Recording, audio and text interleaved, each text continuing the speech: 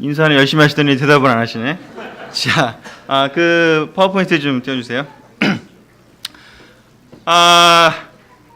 지난 번에 주중예배 시리즈 한 이후에 제가 이제 11월이 돼서 다시 요즘 무엇을 할까 고민을 좀 하고 있었고요. 여러 가지를 생각하고 보다가 오늘 함께 나눌 앞으로 한 3주 동안 11월 달 동안 함께 나눌 것을 오늘 같이 좀 보려고 합니다. 자, 오늘은 정말 특별한 날인데 먼저 잘 찍고 잘 풀고 잘 봐라고 우리가 얘기를 해야 되는 수능 전날입니다. 근데 이 자리에 지금 참석을 안 하고 있는 걸로 알고 있어요. 우리 민서는 틴 예배 드리고 있고, 희진이 부모님 계신가요? 틴실에 있나요? 예, 왔어요? 예, 틴실에서 예배를 본다고 합니다. 아무래도 우리들의 어른들의 격려보다 동생들의 그 격려와 더 필요한 시간이 아닌가 싶습니다. 틴실에서 아마 큰 격려를 받을 거라고 믿고요. 그래서 이 예배를 시작하기 전에 우리가 함께 이 자리에 있지는 않지만 그래도 마음으로 우리 두 형제 자매에게 시험을 잘 보라고, 그러니까 좋은 점수 이런 의미가 아니라 이렇게 잘 실력대로 볼 수 있도록 같이 기도하면서 우리 이 모임을 시작했으면 좋겠습니다. 기도하겠습니다.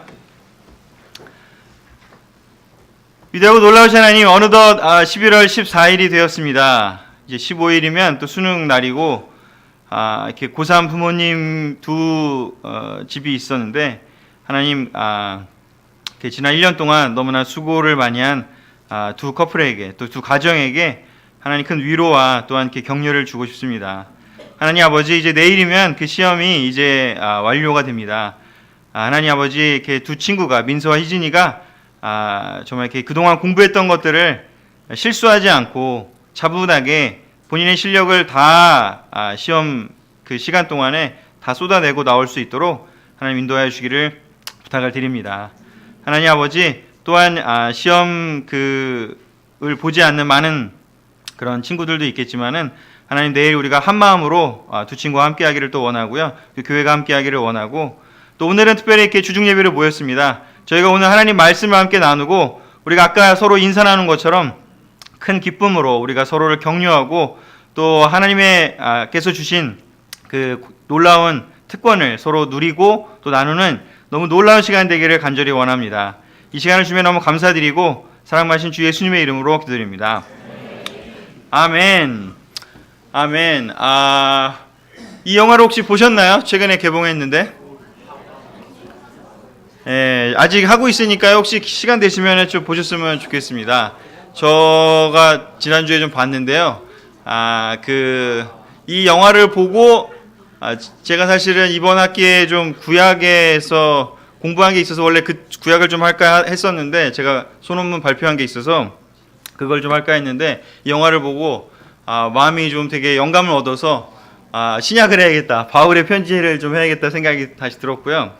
그래서 오늘 바울이 했던 그 편지 중에서 오늘은 빌립보서에 대한 이야기를 좀 하려고 합니다. 이 영화는 그 바울이 두 번째로 갇힐 때, 바울이 두 번 갇히거든요. 그 로마 감옥에 두 번 갇히게 되는데, 첫 번째 갇히게 될 때, 그리고 두 번째 갇히게 될 때가 있는데요. 두 번째 갇히게 될 때의 이야기입니다. 그래서 그 시간들 동안 누가와 만나고, 또 로마에 함께 있었던 브리스길라 아굴라와 함께 그 당시에 로마 교회에서 어떤 어려움이 있었는지랑, 그리고 나중에 이제 순교하는, 이거 스포일러인가? 괜찮죠? 바울이 죽은 건 다 아시니까, 순교하신 건 다 아시니까. 자, 그래서 스포일러 아닌 걸로 하고, 자, 그래서 순교하는 이야기까지가 이 영화에 나오는데요. 이 영화를 보면서 되게 많이 저도 굉장히 성경에 있는 대사들을, 성경에 있는 구절들을 대사로 많이 해서 좀 되게 좋았던 것 같습니다. 그래서 오늘 좀 하고 싶은 거는, 이게 감옥에 갇힌 바울을 보다 보니까 옥중서신이라고 표현되는 그 책들에 대해서, 안 그래도 제가 또 이번 학기 중에 좀 공부하는 그 기간에 지금 있기 때문에 겸사겸사해서 그 옥중서신에 대해서 3번에 걸쳐서 좀 나누고자 합니다. 여러분, 옥중서신에는 뭐가 있는지 아시나요? 4권이 있거든요.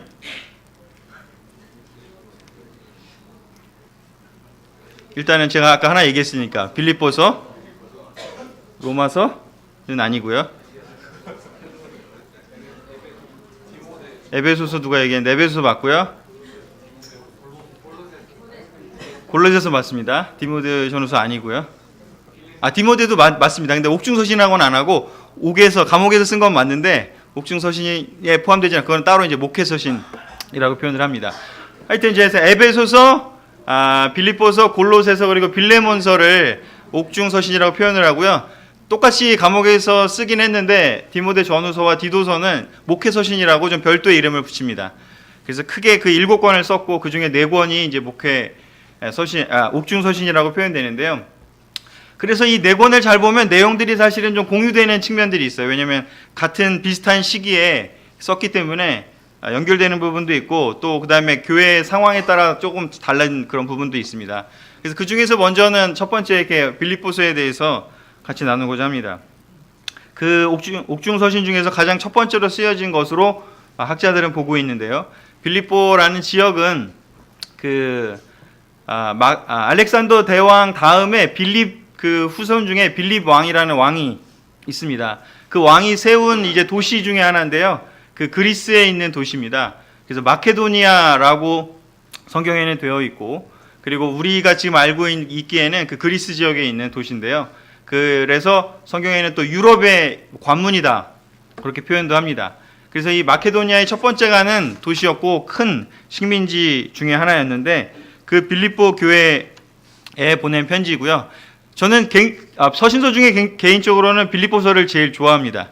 굉장히 따뜻하고 굉장히 놀라운 그런 모습들을 좀 볼 수 있어서 굉장히 좋아하는 그 편지인데 그래서 이 편지를 공부하면서 되게 마음이 좀 되게 따뜻해지고 되게 좋았던 것 같습니다.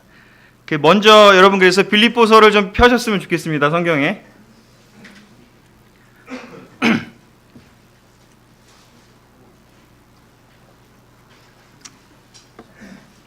빌립보서는 사도행전 16장에 그 이야기가 나옵니다. 사도행전 16장에 그 설립의 이야기가 나오는데 사도행전은 펴지 마시고 제가 그냥 말씀을 드릴 거고요. 빌립보서만 계속 같이 보셨으면 좋겠습니다. 사도행전 16장에 보면은 하나님께서 바울이 다른 곳으로 가고 싶어 했습니다. 소아시아에서 계속 선교를 하고 싶어 했는데 하나님이 그 환상 통해서 마게도니아에서 이렇게 와달라고 하는 그 환상을 보고 가게 돼서 전하게 되는 첫 번째 이제 그 지역이 되는데 바로 의도해서 갔다기보다는 하나님이 불러서 간 곳이라는 것이 사도행전의 표현입니다. 굉장히 조금 특이한 또 배경이고 의미가 있는데요. 그래서 그 곳에 갔을 때 이렇게 개울가라고 하나요? 시냇가에서 이렇게 기도처라고 불리는 그런 곳에서 기도하고 있는 모여 있는 그 여인들이 있었는데 그 여자분들에게 말씀을 전하게 되고 그랬을 때 반응한 분이 있어요. 아주 유명한 분인데 누굴까요, 혹시? 네, 루디아. 자색 옷감 장수 루디아라고 하는 그 루디아를 이제 만나게 됩니다.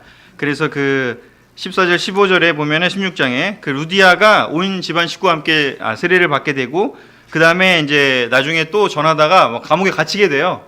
그리고 그 갇혔다가 거기서 그 간수라고 하죠. 그 지키는 사람까지도 또 세례를 받는 굉장히 그러니까 파워풀한 기적이 많이 벌어진 그런 시작을 했던 교회입니다.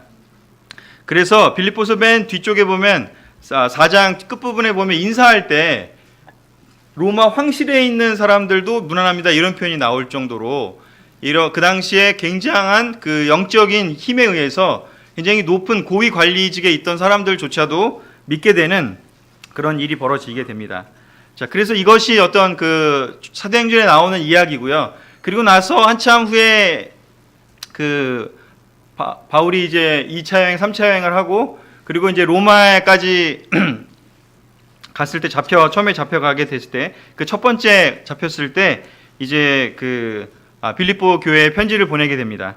자, 그래서 같이 성경을 좀 보려고 하는데요. 첫 번째로 크게 그 빌립보서에서는 두 가지 이슈가 있습니다.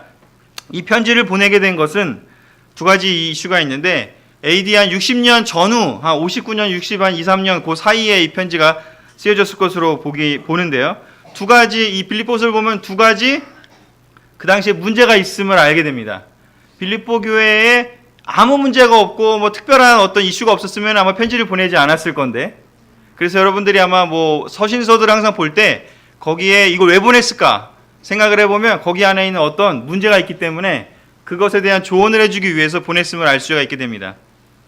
그래서 이 빌립보서를 보면 두 가지 문제가 있는데, 첫 번째는요, 그 유오디아와 순두계라고 하는 두 명의 인도자, 여자 인도자였어요. 초기 아까 얘기한 대로 여자 자매님들에게 먼저 세례를 받고 놀라운 그 루디아부터 해서 그 세례를 받는 일이 벌어지게 되는데, 그래서 굉장히 그 빌립보 교회에는 자매 인도자들이 되게 많은 활동을 했었습니다.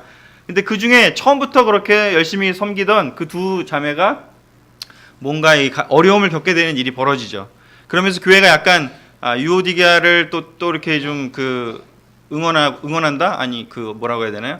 좀 이렇게 지지한다? 그 다음에 뭐 순두계를 좀 지지한다? 그런 식으로 약간의 갈등이 생기는 그런 과정에 있었기 때문에 그 부분을 도와주기 위해서 쓴 것이 있고요. 두 번째는 거기 보면 이제 거짓 선생님들이 나와서 어떤 이야기들을 했다라는 이야기가 있습니다. 그래서 그 부분에 대해서 거짓 사도들의, 거짓 선생들에 대해서 물리칠 수 있도록 어떤 것들을 조심해야 되고 어떤 것들을 대항해야 되는지에 대해서 이야기가 나옵니다. 그래서 크게 이 두 가지 주제를 갖고 합니다.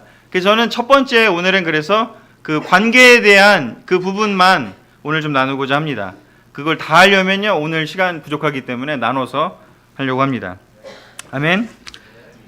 자, 그래서 이 첫 번째 오늘 할 주제는 영적인 관계. 제가 지난번에도 영적인 관계에 대한 이야기를 했었는데 그 영적인 관계에 어떻게 보면 이제 두 번째 또 시간이기도 합니다. 자, 필립보서 1장 8절. 그래서 같이 한번 읽어보도록 하겠습니다. 내가 예수, 시작. 내가 예수 그리스도의 심정으로 여러분을 얼마나 그리워하는지에 대해서는 하나님이 내 증인이십니다. 아멘. 인사말을 쓰고 난 다음에 바울이 쓰는 편지를 보면요, 이 안에 굉장히 큰 감정이 느껴지는 그런 이야기들이 나옵니다. 내가 예수 그리스도의 심정으로 여러분을 얼마나 그리워하는지에 대해서 하나님이 내 증인이십니다 라고 이야기를 하고 있습니다. 보통은 그냥 내가 너무나 여러분을 그리워합니다 그렇게 얘기도 되잖아요. 근데 얼마나 그리워했으면, 그걸 정말 표현하고 싶었으면 하나님이 내 증인입니다 라고까지 이야기를 할 정도라는 거죠. 너무나 큰 강조잖아요. 이런 그 관계가 있다면 너무 좋지 않을까요? 그래서 뭐 여기 명인이가 여기 왔기 때문에 하는 얘기는 아니지만, 우리가 명인이가 군대에 있을 때 정말 명인이를 너무나 보고 싶었고 그리워하고 정말 애타게 우리 캠퍼스 형제 자매들이 특별히 그랬을 거라고 저는 알고 있습니다. 빨리 아멘을 해야지, 왜 안 하니. 그런데 이제 벌써 헤어진 지가 다 되고 이제 2달밖에 안 남아서 제대할 수 있다는 것이 너무 큰 기쁨이고, 믿음을 잘 지킨 것에 하면 너무나 큰 기쁨인 것 같습니다. 여러분, 그 우리의 관계가 바로 바울이 이 빌립보 교회를 생각할 때 이 표현이 저는 너무나 기쁘고 너무나 사랑스럽고, 또 우리 그리스도 교회, 분당 그리스도 교회, 서울 그리스도 교회, 우리가 시작했던 초창기에 그부터 해서 지금까지 여기 있는 한 분 한 분을 생각하면 정말 이렇게 우리가 너무나 그런 말 있잖아요. 보고 있어도 보고 싶다. 누구 했네. 보고 있어도 보고 싶은 게 우리의 서로의 관계가 아닌가 싶습니다. 우리 그래서 정말 3일 만에 봐도 아까 봤잖아요. 뭐 이산가족 상봉하듯이 또 인사하잖아요. 그 관계가 하나님이 주신, 바로 바울이 이 빌립보 교회를 두고 얘기하는 그 관계가 바로 그런 하나님이 주신 바로 그런 관계가 아닌가 싶습니다. 우리가 누려야 할 마땅한 관계가, 우리가 누려야 할 마땅한 그 기쁨이, 그 감정이 바로 그런 감정이 아닌가 싶습니다. 그러면서 이제 설명을 좀 여러 곳에 이렇게 차근차근 했다기보다는 여러 곳에 본인의 그 빌립보 교회에 대한 마음을 표현을 하는데, 이 뒤쪽에 4장 15절에 보면 이렇게 또 이야기를 하고 있습니다. 빌립보 사람 여러분도 잘 알고 있겠지만 내가 기쁜 소식을 전하던 초기에 마케도니아를 떠날 때 서로 도움을 주고받은 교회는 여러분밖에 없습니다. 그 빌립보 교회가 어떤 그 관계를 바울과 맺고 있었냐면, 기쁜 소식을 전하던 초기에 마케도니아를 떠났음에도 불구하고 계속해서 서로 도움을 주고받았다. 바울은 이들을 도울 때 어떤 사람을 보내거나 편지를 보내거나 아마 그렇게 했을 것 같고요. 그리고 아마 이 교회는 이 4장 15절 앞뒤로도 보면 뭔가 물질적으로도 바울을 도와주고 또 다른 그런 구절에 보면 이런 구절이 있는데 2장 25절에 보면 이런 구절이 나옵니다. 나는 에바브로디도를 여러분에게 보내는 것이 필요하다고 생각합니다. 그는 나의 형제요 동역자요 전우이며 나의 필수품을 공급해 주라고 여러분이 보낸 사자입니다. 자, 바로 이 에바브로디도를 또 바울이 로마 감옥에 갇혔다고 하니까 이 에바브로디도를 빌립보 교회에서 파송을 보내줍니다. 그러면서 필수품을 챙겨줬죠. 감옥에 있으니까 필요한 게 많을 거 아니에요. 군대에 있으면 필요한 게 많이 있니? 뭐 군대랑 비교할 수는 없지만 감옥에 있으면 훨씬 더 많이 있잖아요. 그래서 갑자기 여기 앉으니까 자꾸 너한테 말을 걸고 싶다. 오랜만에 봐서 그런가? 하여튼 그 감옥에 갇혀 있으니까 정말 도와주고 싶어서 그 필수품을 챙겨서 준 거예요. 너무 놀랍지 않아요? 이런 관계? 서로 이렇게 주고받고 하는 연결되어 있는 모습이 바로 이 빌립보 교회와 이 바울의 관계가 아닌가 싶습니다. 그러면서 바로 이 영적인 관계의 모습은 바로 이런 관계가 아닌가 싶습니다. 서로가 서로를 그리워하고 서로에게 어떤 위험한 아니면 좀 힘든 일이 생겼을 때 직접 달려가서 같이 만나서 또 필수품도 공급해주고 또 이쪽에서 뭔가 어렵다 그러면 또 편지를 보내든 아니면 또 어떤 일을 보내든 그렇게 서로 주고받는 관계. 그것이 정말 하나님이 이 교회를 세우고 싶어 했던 그 이유가 아닌가 싶습니다. 창세기에 나와 있는 그 에덴 동산의 이 목적과 이유도 바로 그렇게 서로 사랑하고 서로 돌보고 서로 이렇게 연결되어 있는 그런 관계가 되는 것이 아닌가 싶습니다. 그래서 다른 어떤 많은 그 서신서들보다 이 빌립보에는 그런 감정적인 표현들이 너무 많기 때문에 굉장히 큰 힘이 되고 굉장히 읽기만 해도 막 이렇게 기분이 좋아지는 그런 책이 아닌가 싶습니다. 특별히 제가 이제 여러 가지 막 다른 책들 뭐 논문도 써야 되고 뭐 여러 가지 막 그 리포트도 내야 되고 많은 책들을 읽다 보니까 이 정말 이렇게 성경이 너무나 소중하다는 생각을 너무 많이 해요. 성경을 읽으면 되게 힘이 나고 막 감정도 막 이렇게 새로워지고 영적인 것도 막 채워지는 느낌이 드는데 그냥 일반 서적을 읽으면 뭔가 인사이트는 있고 뭔가 깨달는 건 있고 이거 몰랐던 거네 하는 건 있지만 뭔가 막 힘이 나고 뭔가 이렇게 그 영혼이 막 살아나는 그런 느낌을 받지는 못하는 것 같습니다. 바로 그래서 우리가 성경을 정말 더 어떤 책보다도 더 많이 묵상해야 되고 또 살펴봐야 되는 그런 책이 아닌가 싶습니다. 여러분에게 정말 이렇게 감정적인 필요가 있으시다면 저는 그래서 빌립보서를 열심히 읽어보시라고 권하고 싶습니다. 정말 이렇게 풍성한 그 감정이 너무 느껴질 수 있습니다. 그리고 여기에 이 에바브로디도를 보면요, 이 뒤에는 또 뭐라고 나오냐면 이렇게 너무나 그 도와주러 왔는데 도와주러 왔다가 또 병에 걸려요. 안타깝게도. 그래서 이제 다시 돌려보내는 게 필요하다고 생각했다라는 게 그런 이유예요. 그러면서 이 에바브로디도라는 빌립보 교회의 형제의 이야기가 나오게 됩니다. 자, 그리고 또 아까 우리가 1장 8절을 봤지만 그 앞에 이 나오는 구절을 또 같이 볼 때 또 바울의 마음을 더 많이 느낄 수 있습니다. 우리 같이 읽어볼까요? 나는 여러분을 시작. 나는 여러분을 생각할 때마다 나의 하나님께 감사하며 기도할 때마다 항상 여러분 모두를 위해 기쁜 마음으로 간구합니다. 그것은 여러분이 처음 그리스도를 믿을 때부터 지금까지 기쁜 소식을 전하는 데 협력해 왔기 때문입니다. 아멘. 여러분들 그 기도하실 때마다 여기에 있는 그 구절을 생각해 보면서 하시면 너무 좋을 것 같아요. 저도 이 빌립보서를 보고 또 기도할 때 이렇게 기도하려고 노력을 해봤는데 너무 좋았던 것 같습니다. 여러분을 생각할 때마다 하나님께 감사하다고요. 하나님께 이 사람 때문에 너무 감사하다. 이 사람이 있어 감사하다. 이 사람이 있어 감사하다. 그런 그 감사의 이야기 생각할 때마다 하나님께 감사를 드린다고. 그냥 인간적으로 그 사람 생각할 때 그 사람에 대한 이야기가 아니라 그 사람 생각할 때 하나님께 감사한다고요. 어떤 사람 때문에 하나님께 감사하고 어떤 사람 때문에 하나님께 감사할 수 있다면 그 마음엔 바울과 우리가 연결되어 있지 않나 싶습니다. 그리고 또한 기도할 때는요, 어떻게 기도했는지를 이야기합니다. 기도할 때마다 항상 여러분 모두를 위해서 기쁜 마음으로 간구합니다 라고 이야기를 합니다.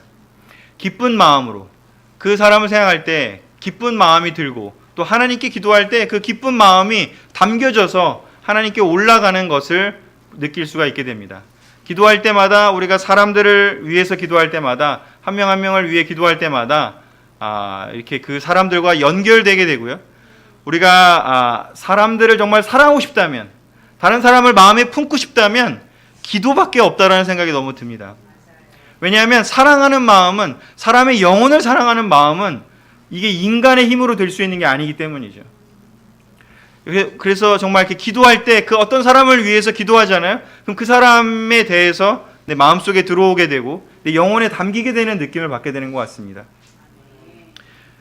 저도 뭐 제가 좋아하는 기도처에서 기도할 때마다 한 명 한 명 이름을 떠올리고 또 그들을 그 한 명 한 분을 위해서 기도할 때 그 마음이 제 안에 이렇게 들어오는 것을 너무 느끼게 되고, 제가 제일 약한 부분이 뭐 여러 번 이야기했지만 사랑하는 것이기 때문에, 영혼을 사랑하는 것에 대해서 제가 약하다고 생각하기 때문에 그럴 때마다 제가 하고 싶은 것이 있다면 나가서 한 사람 한 사람을 위해서 기도하는 거라는 거죠.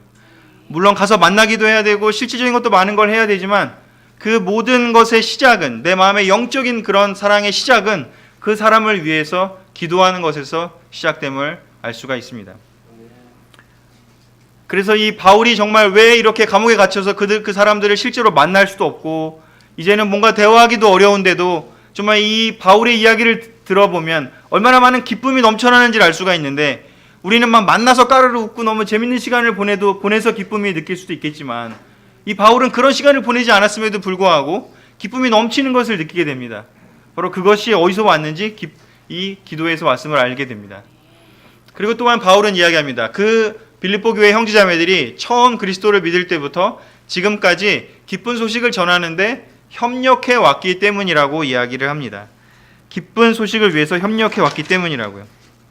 이 협력해 왔다라는 것, 이 협력이라는 것, 바로 이 부분이 굉장히 중요한 포인트라고 생각합니다. 그래서 제가 첫 번째 포인트는, 오늘 빌립보서에서 나오는 영적인 관계의 첫 번째 포인트는요, 영적인 관계는 삶의 목적이 같을 때 가능하다라고 말씀드리고 싶습니다. 삶의 목적이 바울과 빌립보 교회 형제자매들이 같았습니다. 어떻게 같았는지, 기쁜 소식을 전하는 것에 있어서, 하나님 말씀이 전파되는 것에 있어서 협력하는 것, 하나님 말씀이 전파되는 것, 그것에 마음이 하나가 되었습니다. 그랬기 때문에 바울이 하는 일에 돕고 싶었고, 또 빌립보 교회가 또한 영적으로 잘 지내서 그 일을 할 수 있도록 돕고 싶었습니다. 바로 그렇게 두 관계가 삶의 목적이 같았습니다. 바로 이들의 목적은 영적인 것, 바로 하나님 말씀을, 기쁜 소식을 전하는 것이 같았다는 것이죠.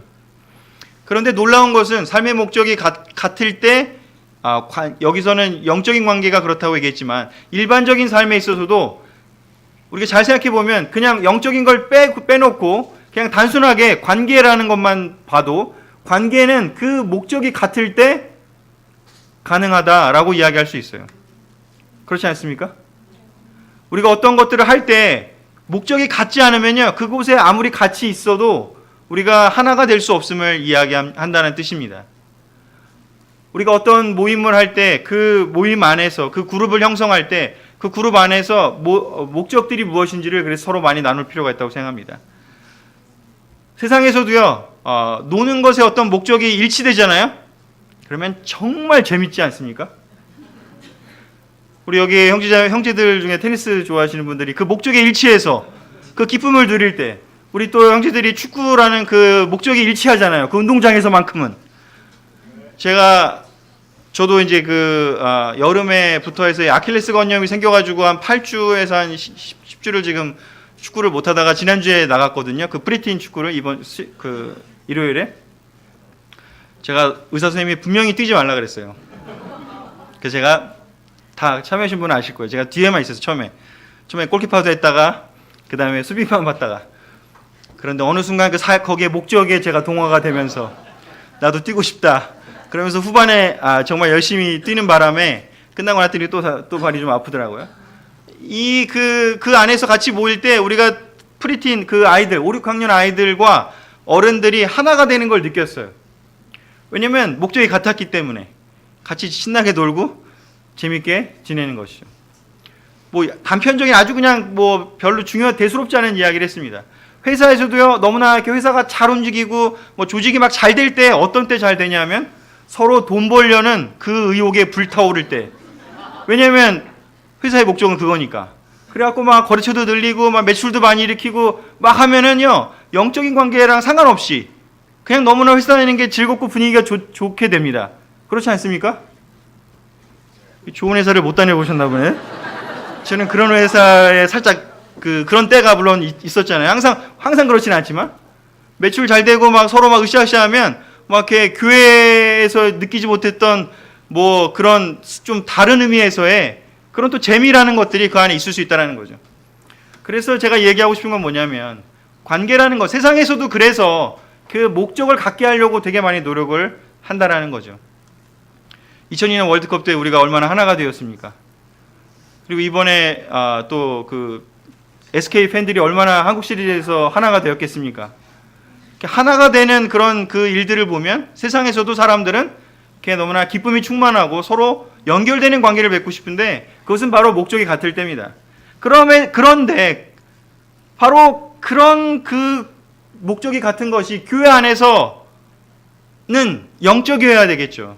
바로 그래서 이 교회 안에서 한 명 한 명이 우리가 언제 이 교회가 바울과 이 빌립보 교회처럼 하나가 돼서 기쁨을 나누고 서로 정말 이렇게 보고 있어도 또 보고 싶고 그리워하면서도 또 그리워하고 서로를 그렇게 만나고 싶어하고 서로 이렇게 모여서 무언가 같이 할 때 너무나 힘이 나고 하는 그 느낌을 받을까 생각해 보면 모두가 다 하나님을 바라보고 있었기 때문이라는 거죠.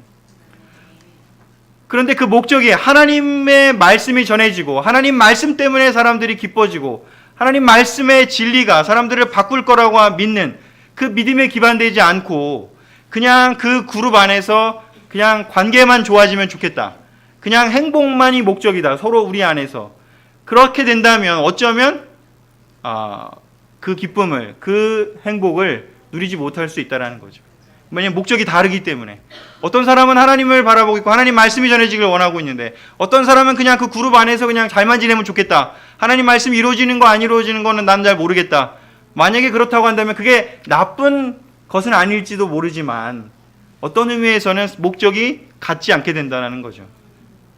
목적이 같은 그 그룹에 있게 된다면 그 그룹은 무엇이 됐던지 간에 너무 행복한데 그것이 영적인 의미에서의 또 목적이 갖게 된다면 그것만큼 파워풀한 일은 없을 거라는 것을 이 빌립보 교회와 바울의 관계가 보여주고 또한 우리가 경험했던 그 시간들 가운데 그 놀라웠던 시간들을 돌이켜보면 우리 모두가 그렇게 하나의 목적을 가지고 헌신했을 때 그 일이 이루어짐을 알게 됩니다.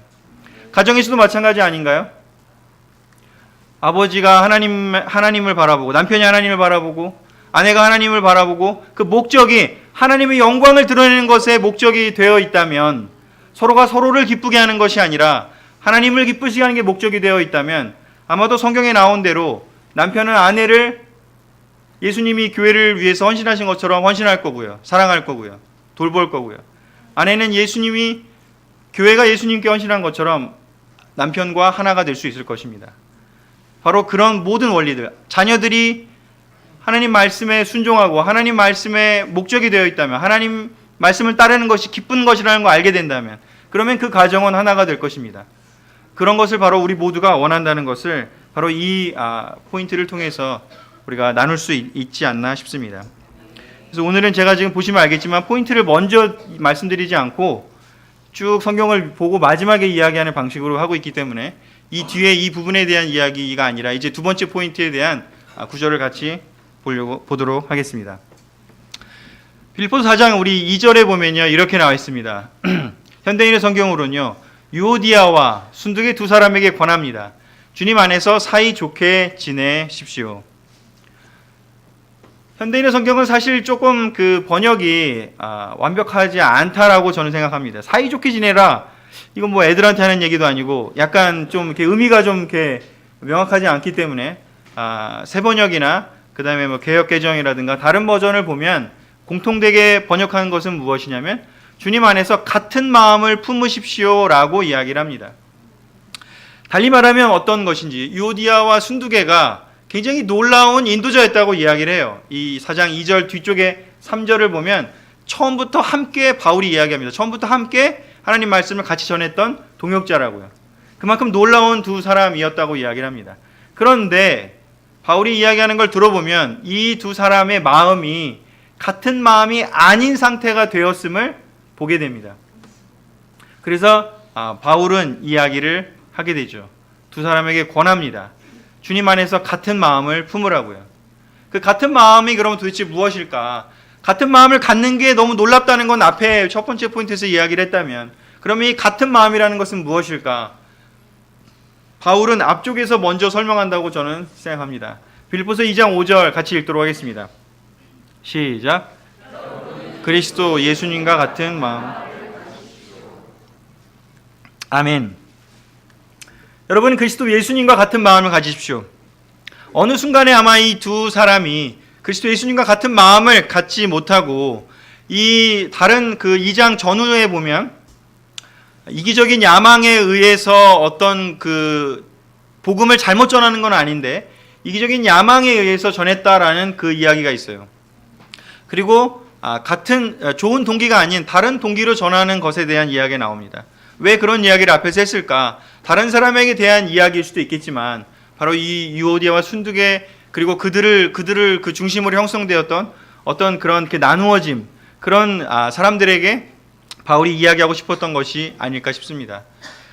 그리고 학자들도 뭐 그렇게 이야기를 합니다. 그리스도 예수님과 같은 마음을 가지십시오. 그 자세한 내용이 그 앞쪽에 1절에 4절에 나옵니다. 같이 읽도록 하겠습니다. 시작. 그리스도 안에서 여러분은 서로 격려하고 있습니까? 그리스도의 사랑으로 서로 위로하며 성령으로 교제하고 있습니까? 그리고 서로 친절과 동정을 베풀고 있습니까? 그렇다면 한 마음 한 뜻으로 같은 사랑을 가지고 하나가 되어 내 기쁨을 충만하게 하십시오. 무슨 일이든지 다툼이나 허영으로 하지 말고 겸손한 마음으로 자기보다 남을 낮게 여기며 자기 이익만 생각하지 말고 남의 이익도 생각하십시오. 아멘.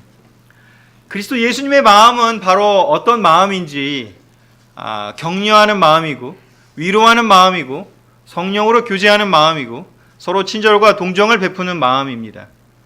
그리고 어떤 일을 할 때 겸손한 마음으로 자기보다 남을 낮게 여기면서 자기의 이익만이 아니라 남의 이익도 생각하라고 하는 마음이 됩니다.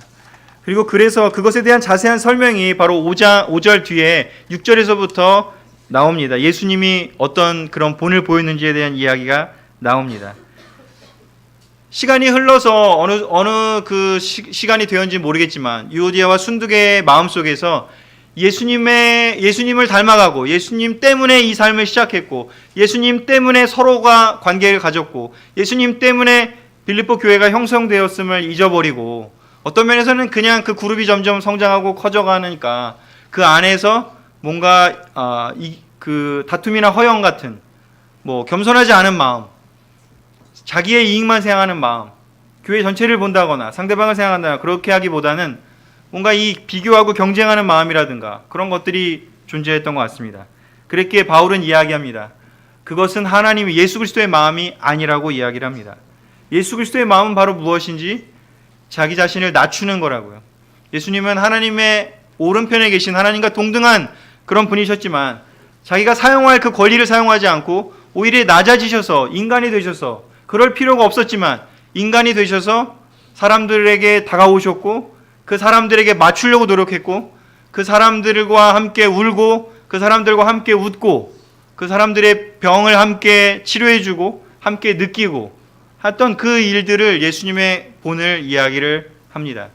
그리고 그 본을 통해서 심지어는 십자가에서 희생하기까지 자기 자신을 괴롭히고 핍박하고 침뱉고 욕하는 그 사람들에게 저들이 지금 무슨 짓을 하는지 모릅니다. 저들을 용서해 주십시오 라고 하는 기도를 했던 그 예수님을 떠올려 줍니다.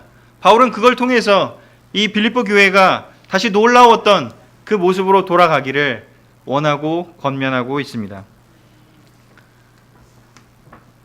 빌립보서 1장 23절 25절에는 또 이런 구절이 있습니다. 같이 읽어볼까요? 내가 이 세상을 떠나 그리스도와 함께 있는 것을 원하고 또 그것이 훨씬 더 좋지만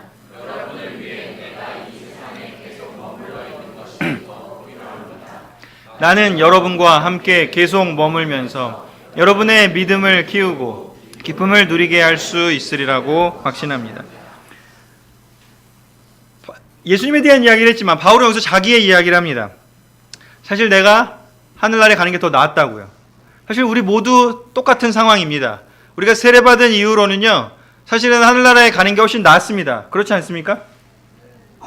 하늘나라 가면 고생도 안 해도 되고 하나님하고 함께 있고 항상 기쁘고 즐겁고 얼마나 좋겠습니까?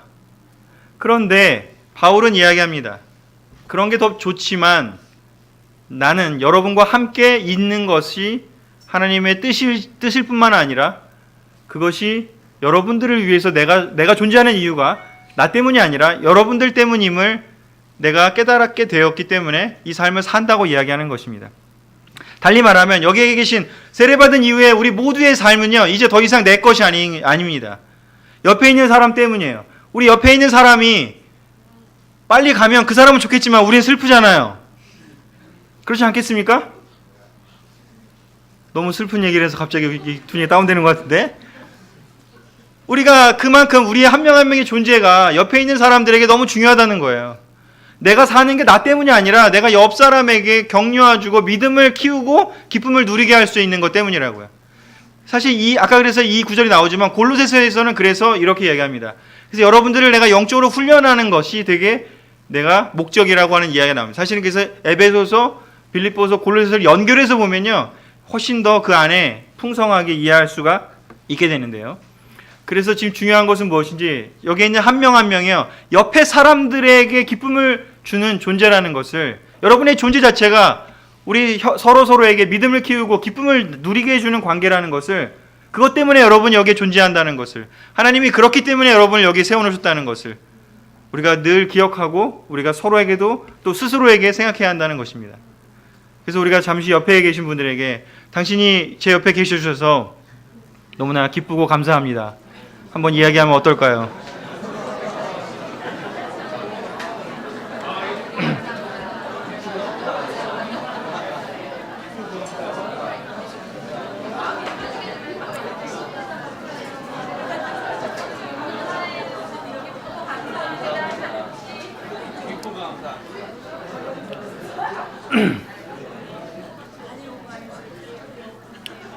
바울은 물론 이 첫 번째 투옥 때 죽지는 않습니다. 나중에 풀려나게 됩니다.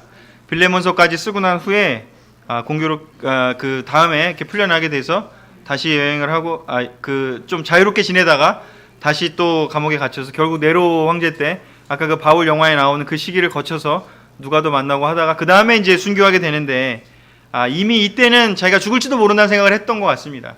그러면서 이야기를 합니다. 내가 남아있는 이 시간 동안에 하나님이 나를 데려가는 그 순간까지 나는 최선을 다해서 편지를 써야겠다. 바울의 마음이 놀라운 마음이라는 거죠. 나는 그냥 가도 돼. 사실은 상관없잖아요. 다 했잖아요. 하나님한테 칭찬받지 않겠습니까? 그런데 그 감옥에서 왜 굳이 그렇게 편지를 썼을까? 그 많은 편지들을 왜 썼을까? 그 마음을 생각하면서 봐야 될 게 이 옥중서신이고 목회서신이라고 생각합니다. 여러분의 믿음을 키우고 기쁨을 누리게 하는 게 내 일이라고, 내 목숨이 붙어있는 이유라고요.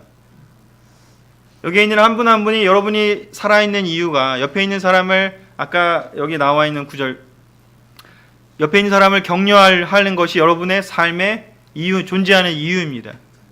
옆에 있는 사람을 위로하는 것이 여러분의 삶의 이유입니다. 옆에 있는 분들에게 친절과 동정을 베푸는 것이 여러분의 삶의 이유입니다. 바울은 그 이야기를 하고 있습니다. 더 이상 자기 자신에 갇히지 말라고요. 더 이상 그리스도 예수님의 삶의 방식은 자기를 위해 사는 것이 아니라고요. 그것을 깨달으라고요.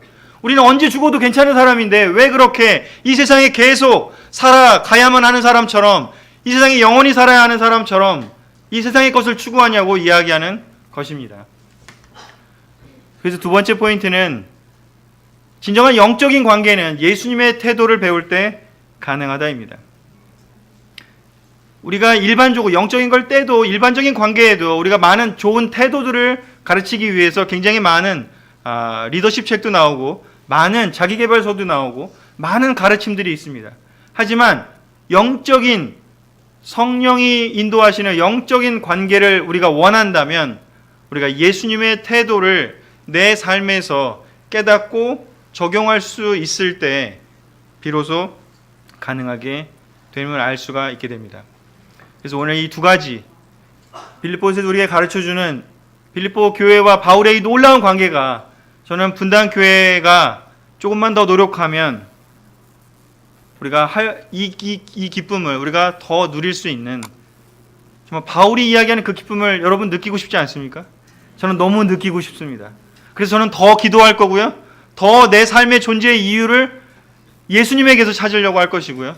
그리고 제가 할 수 있는 모든 일을 다해서 다른 사람들을 유익을 위해서 사는 이 삶의 근본적인 목적을 내가 돈을 버는 이유도 내가 일을 하는 이유도 내가 공부하는 이유도 내가 열심히 뛰는 이유도 그 모든 이유가 옆에 있는 사람들을 한 명이라도 더 예수님을 느끼게 해줄 수 있기 위해서 예수님이 하실 수 없는 하늘에 계신 이유 때문에 직접 하실 수 없는 그 일을 나를 통해서 여기 있는 한 사람 한 사람을 통해서 하시기를 원하는 것을 그 마음을 우리가 깨닫고 이 관계를 만들어 나가기를 원합니다. 말씀을 마치겠습니다. 기도해? 바로 나오시죠.